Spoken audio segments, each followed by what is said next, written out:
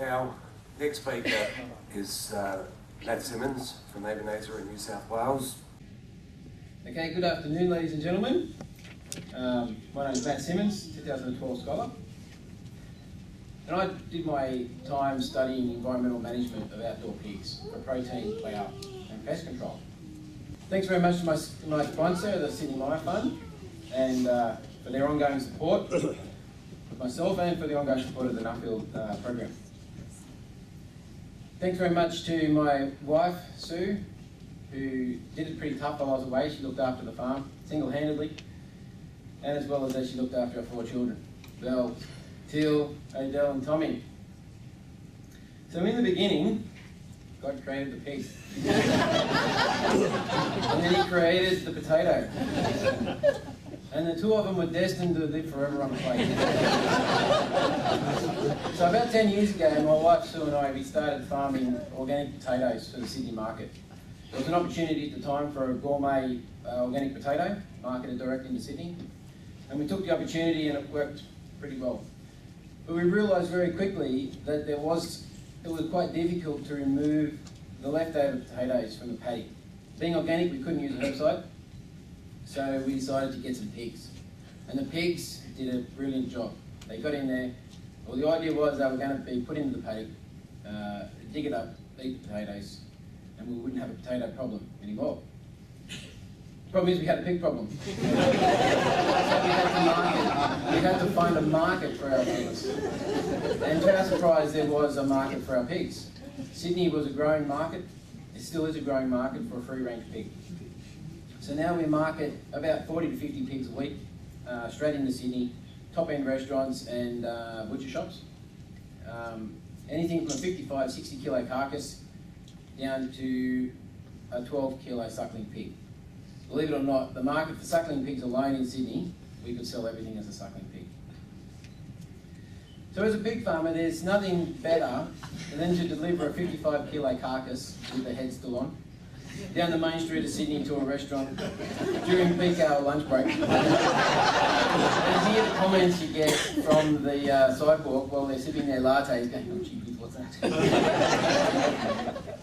Anyway, environmental management of outdoor pigs, with a particular emphasis on incorporating pigs into a production system, into a cropping system. For the use of ground cover, removing ground cover, removing pests and weeds, and improving the soil. Even the possibilities of using pigs to regenerate depleted land. So as I went around, I went through Denmark, England, spent a lot of time in England and US and New Zealand. I asked a similar question to a lot of farmers. What are the 4 things that influences your decision when it comes to environmental management? As most farmers would say, it's usually profit. If it's not profitable, it's not worth doing. The health of the pig was next. Obviously, any livestock operation, we need healthy livestock. The environment, well, it usually came under regulation. Regulation, we did it because we had to. And for a niche market, which most free-range producers are, it was public perception. The way the public perceived the operation and how it was marketed to the public was a big thing. Although a lot of farmers that were doing a really good job with environmental management actually had it the other way around. They had the health of the pig first, followed by environmental management. Obviously, if we make the environment the pig lives in good, then the health of the pig is going to follow.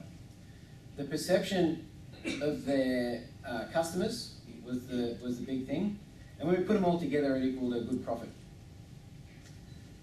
So all these farms had one thing in common. One thing really stood out above pretty well everything else, and that was pasture cover. Pasture cover ticks a lot of boxes when it comes to environmental management. It reduces runoff when it rains, catches sediment, holds the soil together. It reduces dust in the dry, bogging in the wet, but it also provides fibre to the pig's diet. Fibre in a pig's diet is an increasing issue. There's lots of benefits to be gained by increasing fibre in a sow diet. And it also removes fibre in the diet, can go a long way to reducing the smell of the manure.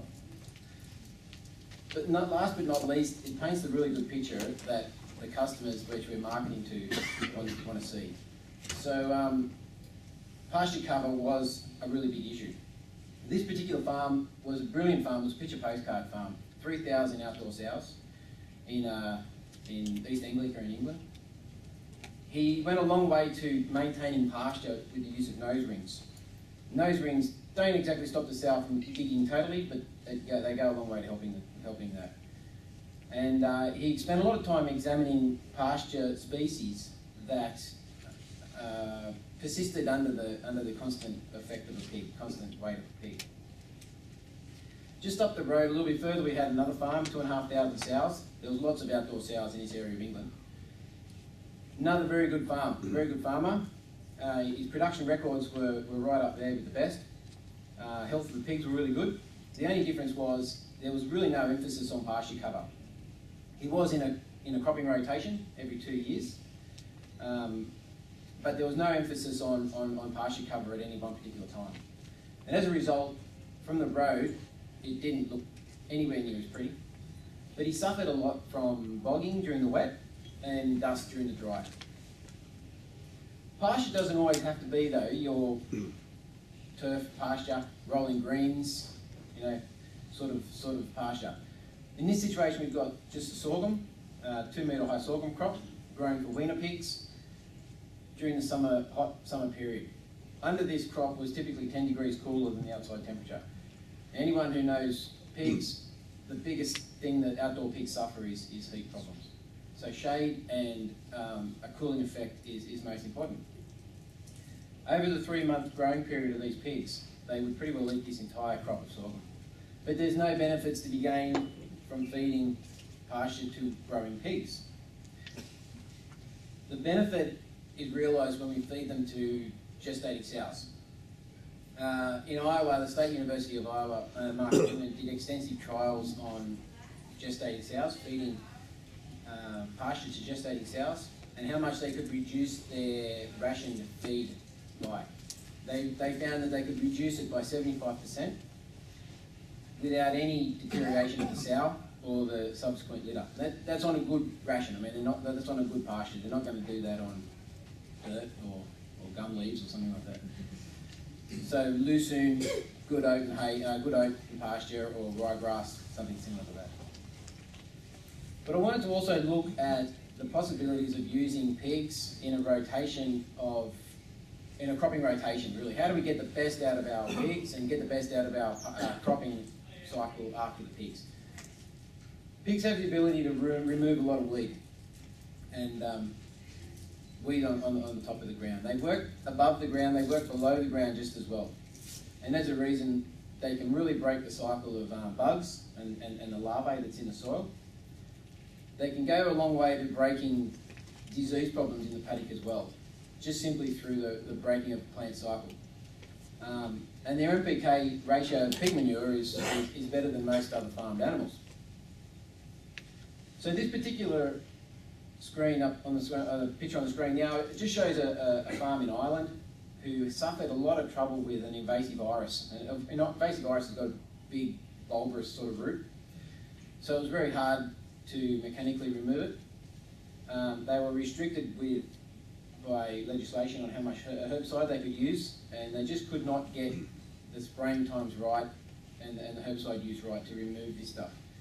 So this farmer got some pigs in, and the pigs did such a good job at removing the invasive iris, as you can see from the left to the right of the picture.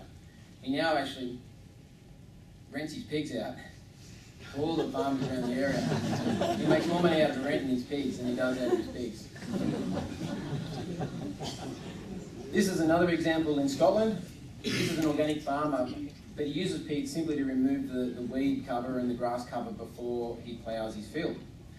But it goes more than just removing the grass cover. He firmly believes, and I've spoken to several other farmers about this, they firmly believe that there's the action of a pig in the soil and the rotating of the soil and the grass on top of the soil, the constant manuring and involving the oxygen, getting the oxygen into the soil and into that composting material over a period of time really stimulates soil biology.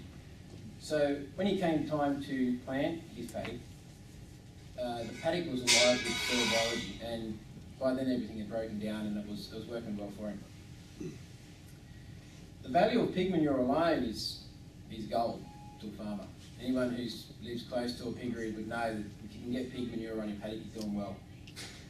But in this particular case, in America, they were using pigs just simply for their pig manure. They weren't organic, they weren't using it for any other reason, just to manure their paddock. So the pigs spent 6 months of the year in the paddock, and then they grew sweet corn for the other 6 months of the year. They sold the sweet corn to farm gate. They could grow a good crop of corn just entirely on the pig manure. And so what is the value of pig manure? One gestating sow produces about 186 kilos of manure a year. If we put 25 of those sows into a 1 hectare paddock, we can produce 4.5 tonnes of manure, which is equivalent to 266 kilograms of nitrogen, 124 kilograms of phosphate, and 88 kilograms of potassium. Now, on those rates, you can grow pretty well anything. But also, if they're not managed properly, on those rates, the whole system becomes a nutrient build-up very quickly. So the question is, how do we maintain pasture cover, yet at the same time utilise the pig and its natural behaviours to remove weeds and partly prepare the paddock for a cropping phase? Well, the answer is you can't. You can't do that. Which left me in a bit of a dilemma, because on one hand I want to maintain pasture, but on the other hand I want to use the pig's natural behaviour and the manure to grow a crop. So we have to manage for one or the other. In a system that manages for pasture cover, well, we either manage for pasture cover or we manage as part of a cropping rotation. In a system that manages pasture cover, we're looking at maybe 10 to 15 sows a hectare. And in the case we saw before, they use nose rings to help hold that pasture cover together, and to examine pasture species that will persist under pigs. In this situation, a 12-month rotation seemed to work pretty well. If we want to manage for a cropping rotation, we can double our rate of sows, 20, 25 sows a hectare, but we almost reduce or more than halve the rotational time, so only 3 to 4 months before the paddock's pretty well spent. And in doing that, we then need to maintain soil testing so we know exactly what's in our soils. As we all know, you can go and put manure on all day long, but we need to know what's in there. So in our own system, our own farm, we really want to look at increasing the amount of pasture and pasture species that the sows have access to. Maybe strip grazing lucerne, I think, would be a really good way of managing sows to reduce the amount of brought-in feed that we use. If we could reduce the feed cost of a sow by 75%, you'd be on top. And also to examine new species of grass that will grow specifically in our area and specifically for our cropping regime that will withstand the weight of a sow.